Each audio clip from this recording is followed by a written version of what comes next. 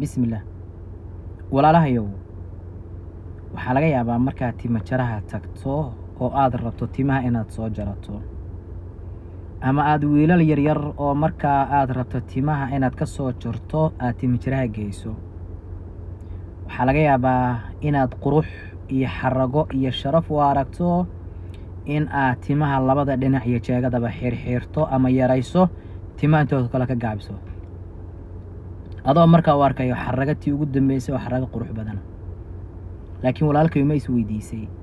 dhaqankan jeega xiirka iyo dhinaca xiirka yaa horta iskala ma is weydiisay mise diintaada aad haysato ma kuu bannaysay oo raalli ma ka noqotay jeega xiirnimada nebigii ilaahay inoo soo diray oo nebi maxamed sallallahu calayhi wasallam ah ma oggolaaday jeega xiirnimada waxaad ogaataa walaalkayow nebigeennu sallallahu calayhi wasallam inuu reebay oo inoo diiday inaan timaha kala gaabino qaybna dayno nebigu wuxuu ina amray sallallahu calayhi wasallam timaha inaan ama wada jarno oo ay isla ekaadaan ama aan wada dayno oo ay isla ekaadaan waxa uu inoo diidayaa waa timaha qaybna gaabi qaybna dheere ama qayb sidooda uga tag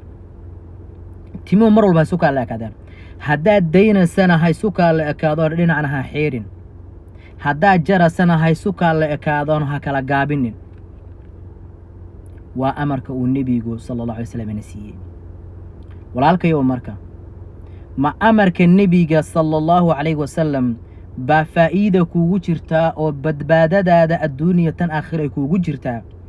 mise waxay kuugu jirtaa dhinac xiirkan oo dhaqan reer galbeed iyo dhaqan gaala ah inaad qaadato oo maalinta qiyaame lagula soo saaro gaaladaas ilaa iyagaba isu ekaysiisoo shabahdee nebigeenu sallallahu alayhi wasallam wuxuu yidhi man tashabbaha biqawmin fahuwa minhu qofkii dad isku ekaysiiya iyaga unbuu ka mid yahay marka ogow nebiga sallallahu calayhi wasallam nebi maxamed haddaad isu ekaysiiso oo qaabkuu timaha u jaran jiray aad u jarato nebiga sallallahu calayhi wasallam baa meel lagala soo saaraya haddaad laakiin gaalada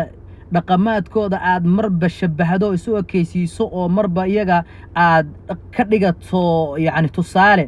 iyaga unba maalinta qiyaame isku meel idinkala soo saaraya haddaad intaad nooshay ka soo laaban ka toobadkeenin